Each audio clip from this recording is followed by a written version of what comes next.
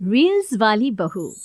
प्रज्ञा को रील्स बनाने का बड़ा ही क्रेज है और वो दिन भर रील्स बनाती रहती है। खाते पीते घूमते फिरते घर में कॉलेज में रील्स बनाने के कारण प्रज्ञा पूरे कॉलेज में हाईलाइटेड है। जहां उसकी रील्स सभी को पसंद आते हैं, वहीं मनीषा चिंता में डूबी रहती है। एक रोज जब खाते हुए प्रज्ञा रील्स बना रही होती है, तब मनीषा कहती है, 1 मिनट भी चैन नहीं है इस लड़की को।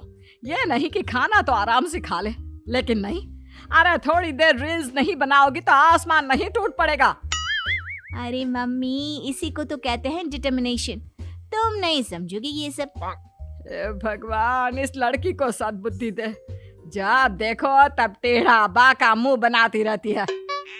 मनीषा की बात का प्रज्ञा पर जरा भी असर नहीं होता और वो खाते खाते रील्स बनाती रहती है। दिन बीतने लगते हैं और देखते देखते प्रज्ञा का कॉलेज भी खत्म हो जाता है। आए दिन कोई ना कोई मनीषा को प्रज्ञा की शादी करवाने का सुझाव दे जाता है।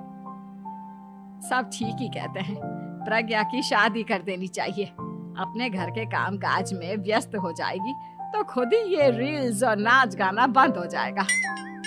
मनीषा और प्रेम प्रज्ञा के लिए एक अच्छा लड़का ढूंढने लगते हैं और तभी विकी का रिश्ता प्रज्ञा के लिए आता है, जिसने प्रज्ञा को उसकी रील्स देखकर पसंद कर लिया था।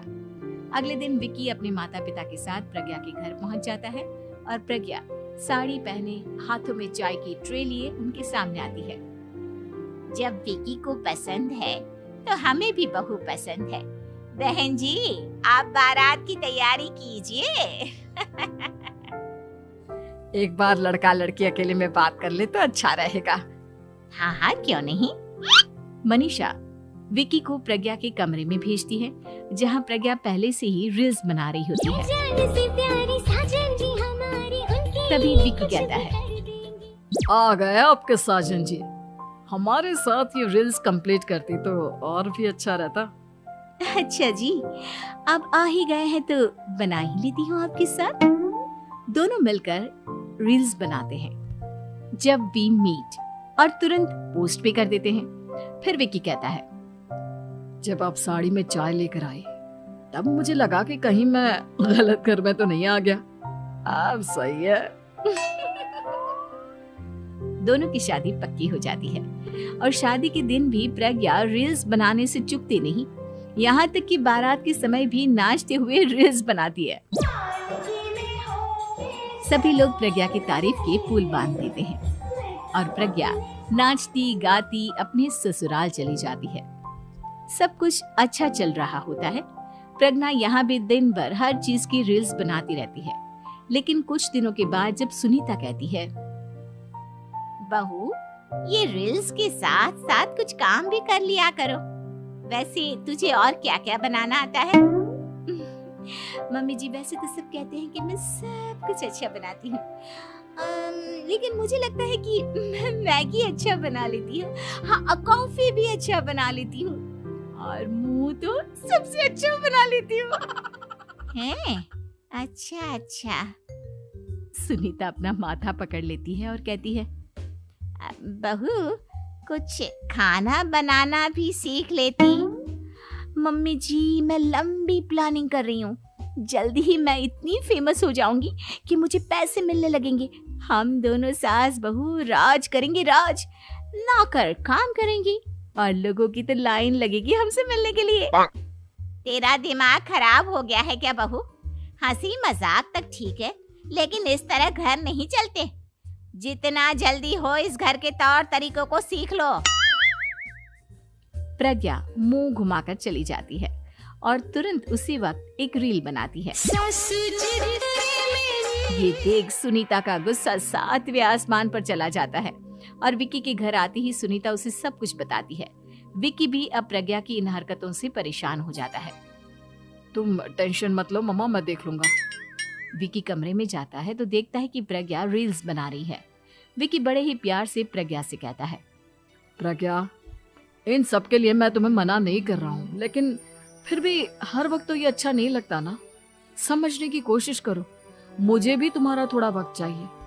मैं जब ऑफिस से आता हूँ तो मुझे समय देने की जगह इसी में लगे रहते हो। तुम ज्यादा ही सोच रहे हो। तुम भी मेरे साथ रील्स बनाओ ना, तुम्हें भी बहुत अच्छा लगेगा। तुम्हें इज्जत से कोई बात समझ में नहीं आती क्या? दिमाग खराब हो गया है तुम्हारा इस चकाचौंध से। अगर तुमने अपना रवैया नहीं बदला तो मैं तुमसे दूर चला जाऊंगा। तुम ही रिश्ता लेकर आए थे, मुझे लड़कों की कमी नहीं थी और ना आज है। विकी दरवाजा पटककर चला जाता है। धीरे धीरे विकी प्रज्ञा से दूर होता जाता है। एक रोज मनीषा प्रज्ञा के ससुराल उससे मिलने जाती है। तब सुनीता उससे कहती है, बहन जी, अब आई हैं तो कुछ दिन यहाँ रहकर जाइएगा, आप ही का घर है। हाँ मम्मी, बहुत दिन हो गए तुम्हारे साथ एक भी रील नहीं बनाई मैंने।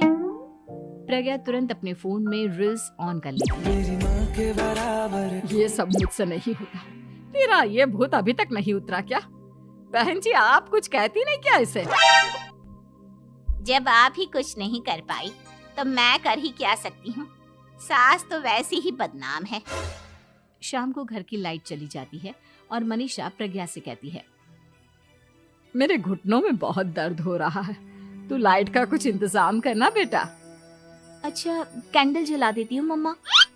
प्रज्ञा गाते हुए कैंडल जलाती है और खिड़की के पर्दे के पास रख देती है। मनीषा, जिसे बहुत दर्द हो रहा है, वो सो जाती है और प्रज्ञा हमेशा की तरह अपने रील्स में लग जाती है। उधर कैंडल की वजह से पर्दा आग पकड़ लेता है और मनीषा के कमरे में आग लग जाती है। बचाओ, कोई है, बचाओ। सभी भागते हैं और विकी कमरे की आग बुझाने में लग जाता है, लेकिन तब तक मनीषा आधी जल चुकी थी। मनीषा की हालत देख प्रज्ञा रोने लगती है। विकी मनीषा को तुरंत हॉस्पिटल ले जाता है और उसे एडमिट कराता है। विकी प्रज्ञा से कहता है, देख लिया ना, तुम्हारे इस नाच गाने की वजह से आज तुम्हारी माँ की जान जाते जाते रह गई। अब पता नहीं तुम और क्या चाहती हो। उधर डॉक्टर कहते हैं, इनकी हालत बहुत नाजुक है, आधे से ज्यादा जल चुकी है। प्रज्ञा रोती हुई मंदिर में जाती है और भगवान के आगे जाकर कहती है, भगवान, मेरी माँ को ठीक कर दो। मैं कसम खाती हूँ, हाथ से ये रील्स बनाना छोड़ दूंगी। बस मुझे मेरी माँ वापस मिल जाए। 2 दिन बीत जाते हैं और मनीषा खतरे से बाहर आ जाती है। पेशेंट अब ठीक है, आप लोग उनसे मिल सकते हो। सब कोई मनीषा से मिलता है और प्रज्ञा सबके सामने अपना फोन तोड़ देती है। मुझे माफ कर दो मम्मा, मैंने तुम लोगों की बातों को नजरअंदाज किया। बेटा, कोई भी चीज जरूरत से ज्यादा खराब है। मैंने तुम्हें रील्स बनाने से कभी मना नहीं किया, लेकिन हर वक्त एक ही चीज तो सही नहीं है। मैं समझ गई हूँ मम्मा, आई एम सॉरी। प्रज्ञा उस दिन से रील्स बनाना छोड़ देती है और पूरी तरह से अपने घर में लग जाती है।